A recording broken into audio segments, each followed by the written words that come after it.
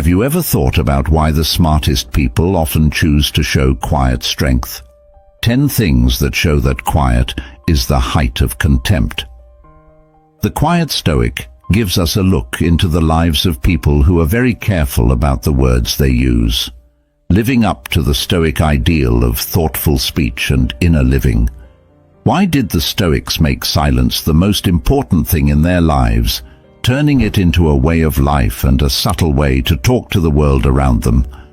Along the way, we'll find out what kinds of people are silent Stoics, those who find power in stillness, wisdom and clarity in their thoughts as they think.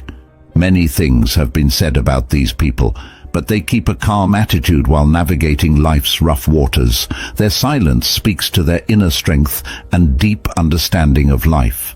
What can we learn about ourselves by practicing being quiet? How might our lives change if we too learned the beautiful art of silence? Come with us on this journey, where each step is an invitation to discover and conquer. The Stoics' most important skill was the ability to keep quiet. We want you to think, ask questions, and maybe find out a fresh look at the power of stillness in your own life. Please stay with us until the end of this journey to fully understand the important lessons that Stoicism teaches.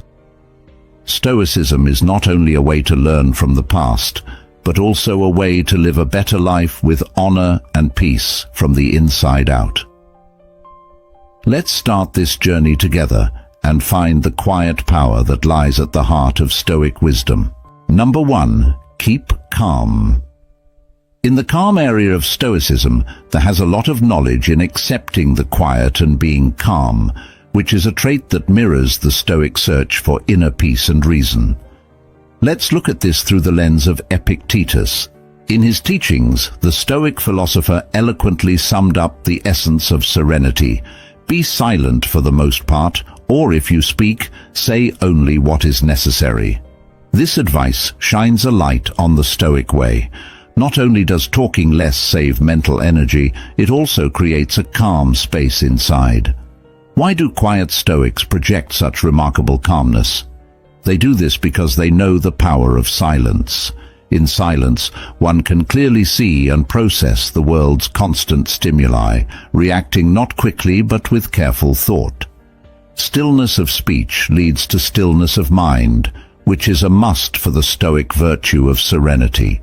Stoics who are quiet and reserved show that they are in charge of their responses. The Stoics believe that even though we can't control what happens in the outside world, we can control how we react to it. Their serenity is a sign of this deep inner alignment. So, in the silence of the Stoic, there is wisdom, and in the calm of the Stoic, there is strength.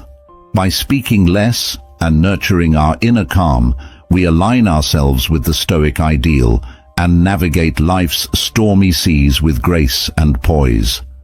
Let us therefore strive to embody this tranquility, adopting the quiet, calm demeanor of the Stoic, and in doing so, we will find the deep peace that lies within.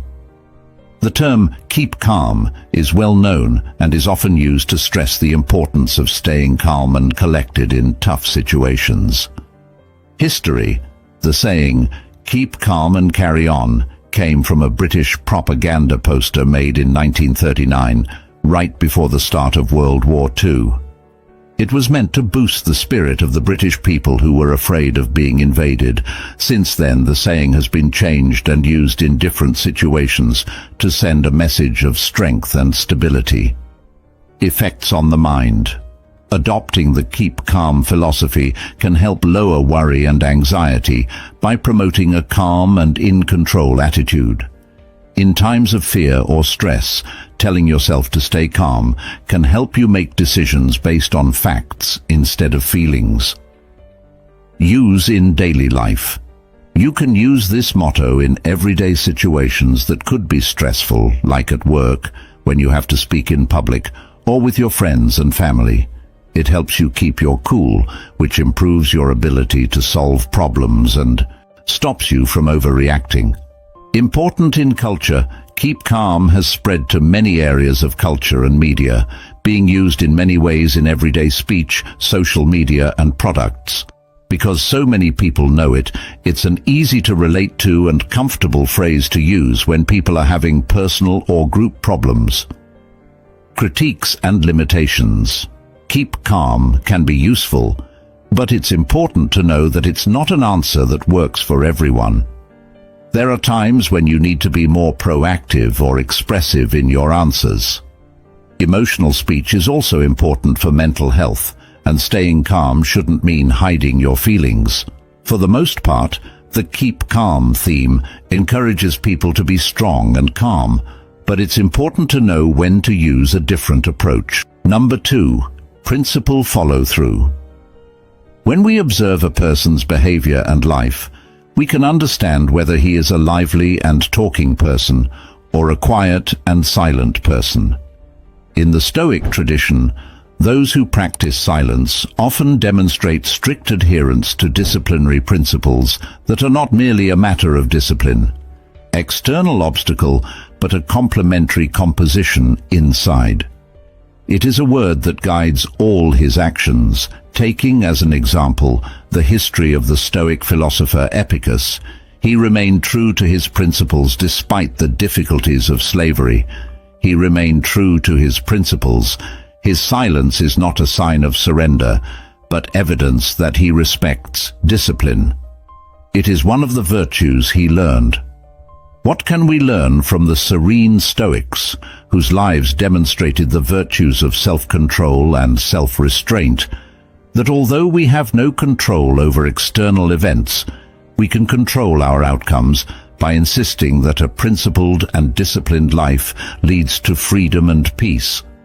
The strength that comes from living in harmony with human principles demonstrates that discipline does not diminish, but rather provides the freedom that provides the framework within which we can move through life with grace and peace by following the virtues of obedience.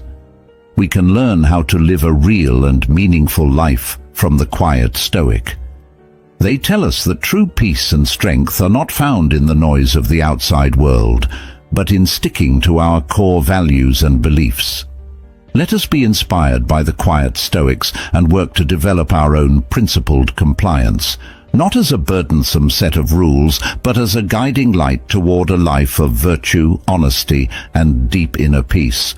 In this way, we honor the Stoic path and find true freedom and happiness in our disciplined adherence to principle.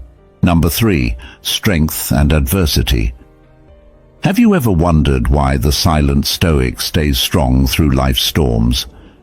Their silence isn't a void, it's a fortress of deep resilience built into the stillness of their being that gives them unmatched strength to face adversity.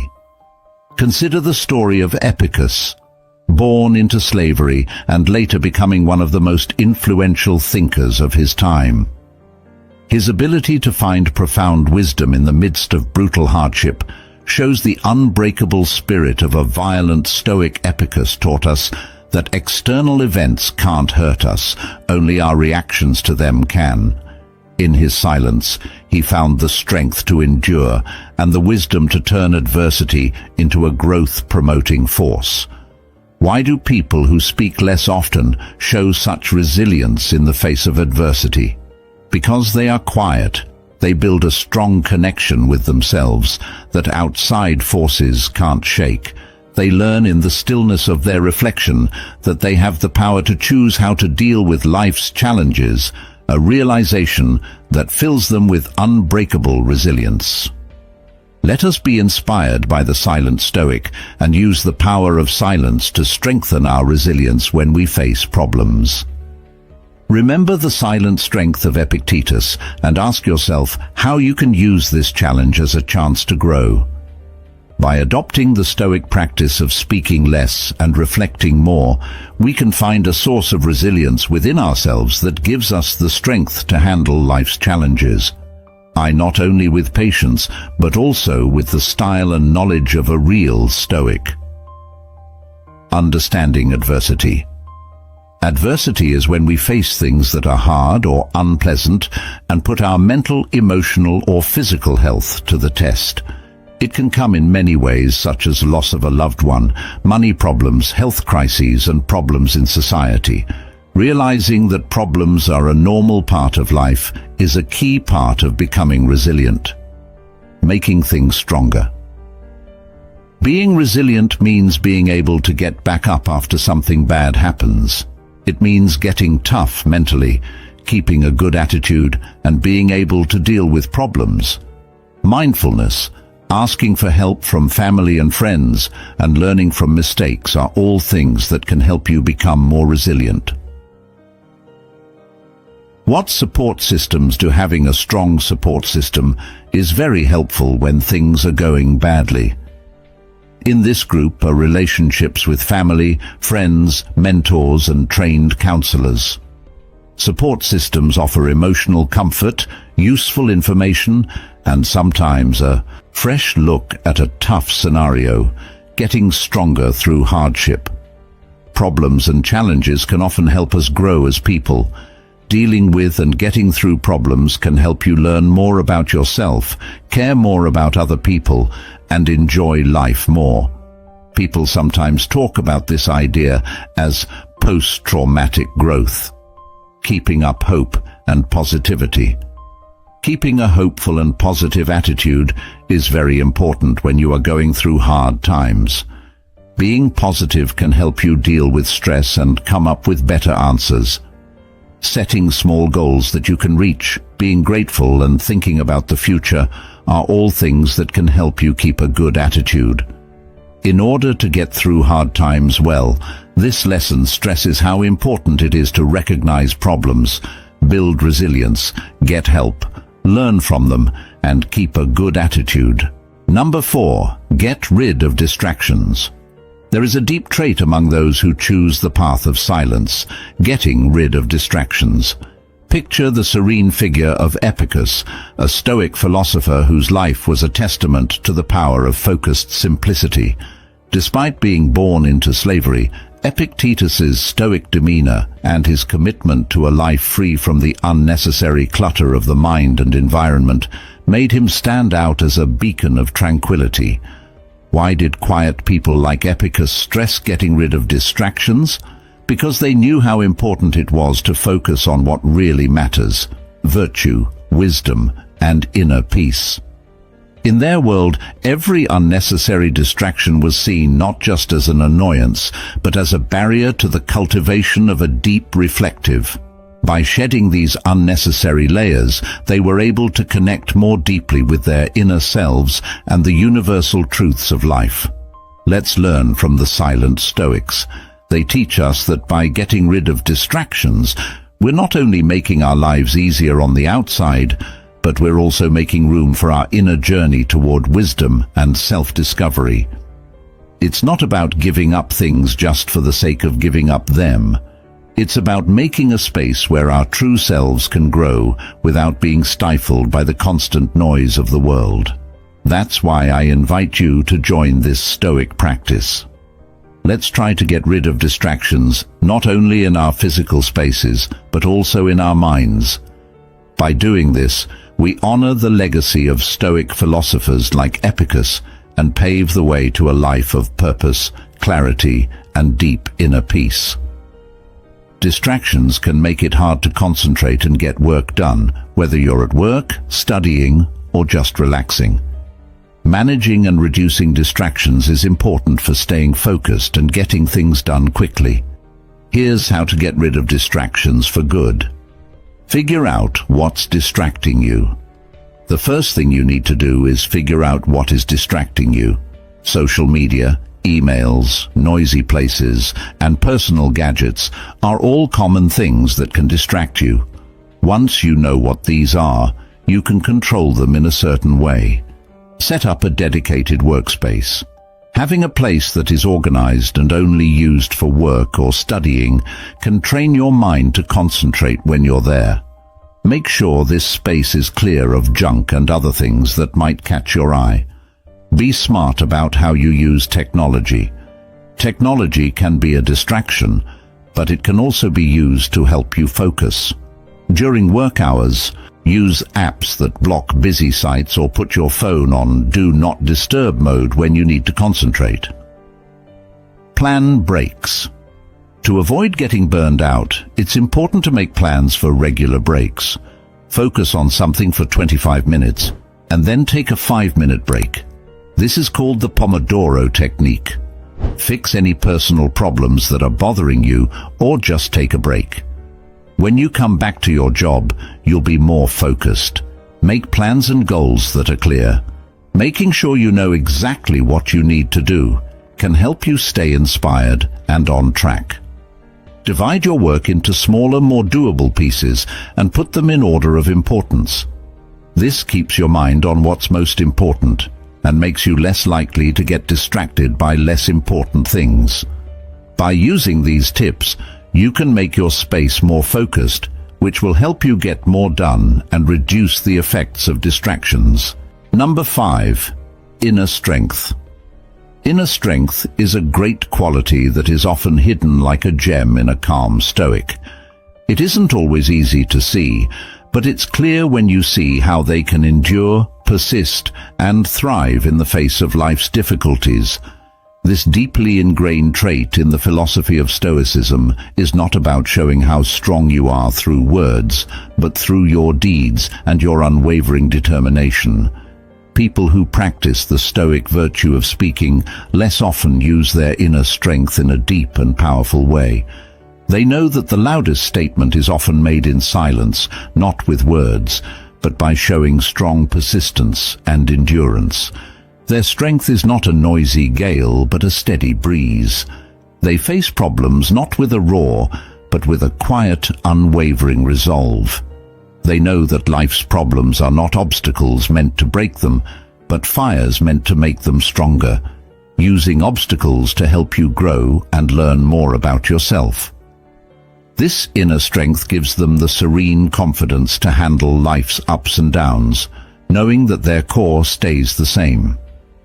We can learn from this Stoic example of inner strength by building our resilience, facing our trials with a quiet determination, and finding our center of peace amidst the storm. This will help us tap into a source of power that is both tranquil and powerful. So let us embrace this Stoic trait of inner strength, knowing that true fortitude doesn't always come from fanfare, but often lies in the quiet depths of our being, helping us to endure, persist, and ultimately thrive. You are already halfway to becoming superior to others. I have another challenge for you. Please like and share this video. Comment. I want to continue. Let's continue. Continue our journey today. Number 6. Depth of knowledge. The silent Stoic is a model of calm and thoughtfulness, and they have a huge amount of knowledge. Their silence doesn't mean they don't know anything. It means they are full of insight, experience, and understanding. In their stillness, you can feel how much they know, which shows how dedicated they are to finding wisdom and truth. Think about the famous Stoic philosopher Seneca, whose deep thoughts and introspection have been echoed throughout history. Through the ages, his works, which are full of wisdom, show that he liked to think about things. Careless speech that shows that real knowledge often lives in the world of silence. Sebastian's life shows how one can develop deep understanding and clear thinking in the peace of their own mind, away from the noise of the outside world. The silent Stoic shows us that depth of knowledge isn't just about gathering facts. It's about weaving wisdom into our very being. It means paying close attention, listening carefully, and thinking deeply in their silence.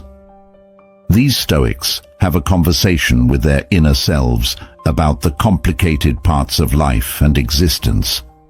They come up with insights that are like the stillness and clarity of a pond, which was influenced by the silent Stoic. Accept the quiet path to learning more.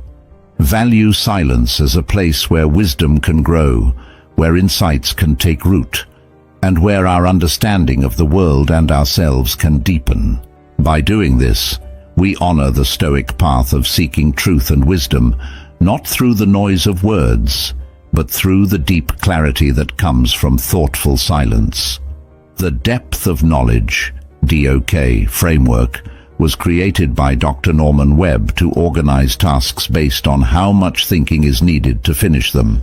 It helps teachers understand and use a wide range of learning methods, from easy ones like remembering things to more difficult ones like thinking and planning. Levels of DOK. Level 1. Recall and reproduction.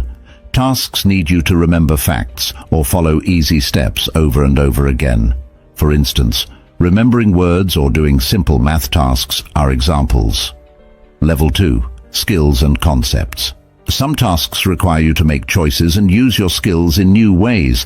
This could mean putting things in order, comparing and contrasting them, or figuring out what the data means. Level 3. Strategic thinking. The tasks need you to use data, reason, and plan. One example is solving problems with more than one step, where some solutions need to be justified, or where decisions and steps need to be explained. Level 4. Extended thinking. Tasks need complicated reasoning, planning, and more time to look into them. Projects that need to come up with hypotheses and do in-depth studies are examples. Use in education. DOK levels help teachers make lessons that meet a range of students' cognitive needs and make sure that students don't just remember things, they also use and interact with what they've learned in a deeper way. Aligning assessments. When teachers match assessments with the right DOK levels, they can get a better idea of how much their students understand and how well they can do tasks that vary in difficulty. This alignment makes it easier to make tests that test students' higher-order thought skills.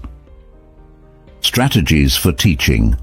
DOK levels can be used to build on previous lessons, starting with simple concepts and progressing to more difficult ones. This steady rise in difficulty helps students build their confidence and skills over time. Problems and restrictions.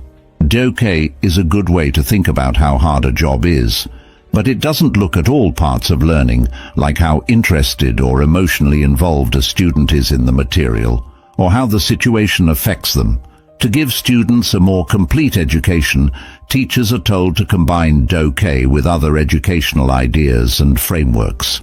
By making sure that tasks and tests cover a range of cognitive demands, the depth of knowledge framework can help teachers and students do their jobs better. This is because it helps students learn and understand things more deeply. Number 7. Non-judgment. In the quiet reflection of Stoicism, there is a deep quality that people who choose their words carefully, they don't judge.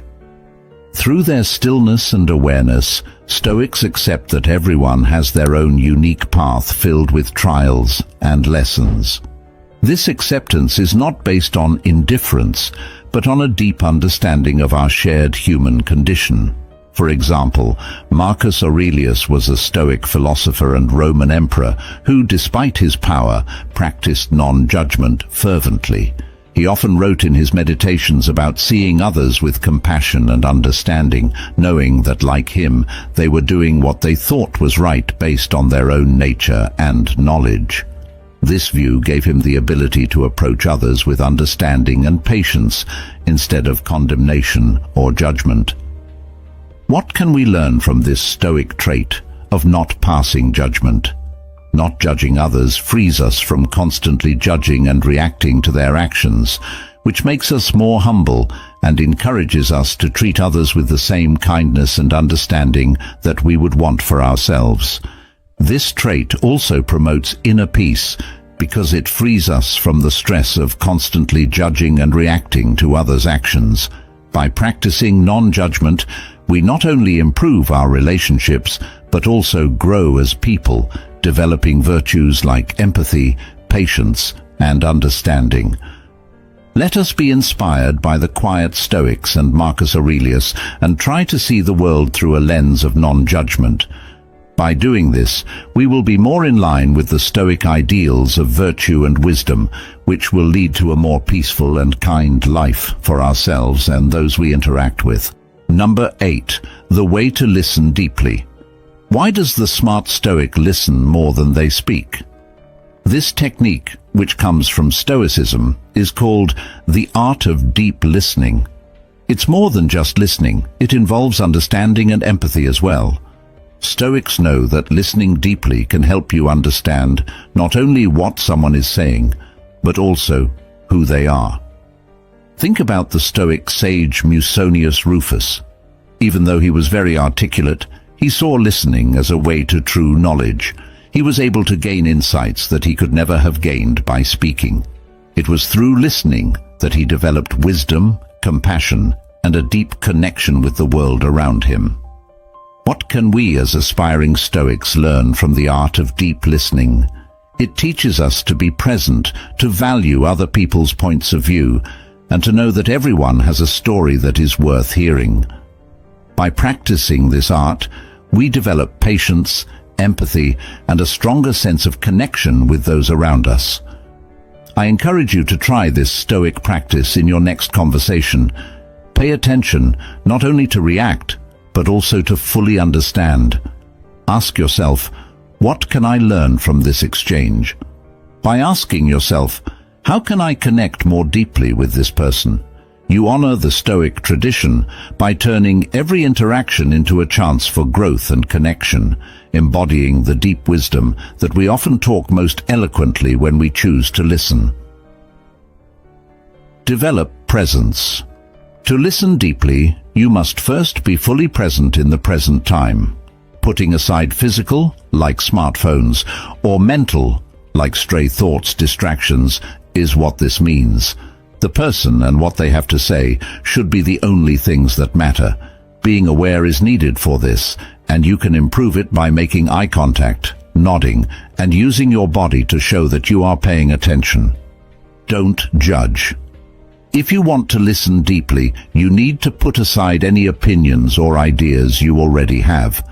When you have an open mind, you can really hear what the other person is saying without letting your own assumptions or biases get in the way. This doesn't mean you have to agree with everything that is said, but you should give the person a chance to say what they really think. Understanding is the most important part of deep listening. Try to figure out how the person speaking felt and what drove them to say what they did. It's not enough to just understand what someone is saying. You have to connect with them on an emotional level. By asking questions that show you understand, you can show that you are truly interested. Think about it and make it clearer. Think about what was said before, during, and after listening to make sure you understand. This could mean writing down the speaker's main points in your own words and, if needed, asking follow-up questions to make sure you understand. This keeps things clear and lets the other person know that you are paying attention to the talk. Respond appropriately. Responding in a way that is respectful and related to what was said is also part of deep listening. Your answers should show that you understand what the speaker said and are giving it some thought. As an example, you could offer support, give comments, or share your own thoughts in a polite way. Deep listening is a powerful conversation skill that means really paying attention to what someone is saying so you can understand not only what they are saying, but also how they feel and what they want to say. Being present, patient, empathetic, and attentive are all things that are needed. You can build stronger bonds, solve problems more effectively, and learn more about other people's thoughts and feelings by listening deeply. This skill is very useful in personal relationships, the workplace, and other places where talking to people in a relevant way is important. Number 9. Humble. Have you ever noticed that people who don't talk as much give off a quiet sense of humility? In the Stoic culture, this isn't just a coincidence. Stoics who are quiet show humility not just on the outside, but as a deep-seated virtue that shows what they believe. They know that wisdom isn't about proving your presence through words, but about embracing the vastness of what you don't know. Take Kay the Younger as an example. He was a Stoic who lived his life with an amazing blend of courage and humility. Despite playing a major role in Roman politics, he chose a life of simplicity over luxury, which shows how he lived his Stoic beliefs. His modesty wasn't a sign of weakness, it was a sign of his unwavering strength and conviction. He spoke less and listened more, and let his actions show how Stoic his beliefs were. What does this mean for us? The humility of silent Stoics teaches us that we can only be truly great when we know our own limitations and are willing to learn from everyone and everything we come across. It makes us think. Do we listen to understand, or do we listen only to respond? Are we open to the wisdom around us, or are we limited by our own egos? By embodying the humble nature of silent Stoics, we can cultivate a life of genuine happiness and deeper connections. Being humble helps us grow, change, and accept that life is always changing with grace and respect. Let us be inspired by the Stoics and find strength in our silence and humility, knowing that this is the way to true knowledge and understanding. Number 10. Having self-control. Self-control is an important skill that helps people control their feelings, actions, and impulses so they can reach their long-term goals. It's important in many areas of life, such as personal relationships, school and work, and your mental health in general. Understand the triggers. To start, figure out what feelings, events, or people make you act without thinking. You can control yourself if you are aware of it. Knowing what makes you act on impulse can help you get ready for these situations and maybe even avoid them. Create coping strategies. Once you know what sets you off, come up with good ways to handle them. One way to do this is to take deep breaths, go for a walk, or talk positively to yourself. Mindfulness and meditation are two other techniques that can help you stay calm and in control. Be clear about your goals and limits. Make sure your goals are clear and attainable. This will help you stay on track and complete your tasks. Setting clear limits on what is and isn't okay to do will help you stay self-disciplined. Learn to delay gratification. Learn to hold out for a better prize. Being able to avoid the urge to get a reward right away and wait for one later is called delayed gratification. Set small goals for yourself to practice this, like saving money for a big buy instead of spending it right away. When you need help, ask for it. You don't have to work on your self-control by yourself. Help, advice, and responsibility can come from friends, family, or professionals. Talking about problems with other people can sometimes give you new ideas and ways to solve them. It's not enough to just deny yourself pleasures or fight temptations. You also have to be aware of how you're reacting to your feelings and wants and control them. Controlling yourself well can help you live a healthier and more happy life. They can handle disagreements better, control harmful or impulsive urges, and keep their eyes on long-term goals. Self-control is a skill that can be learned and improved over time with practice and care. It is a key factor in both personal and professional success. Stoic silence isn't just not saying anything. It's a deliberate practice that shows they have control over themselves.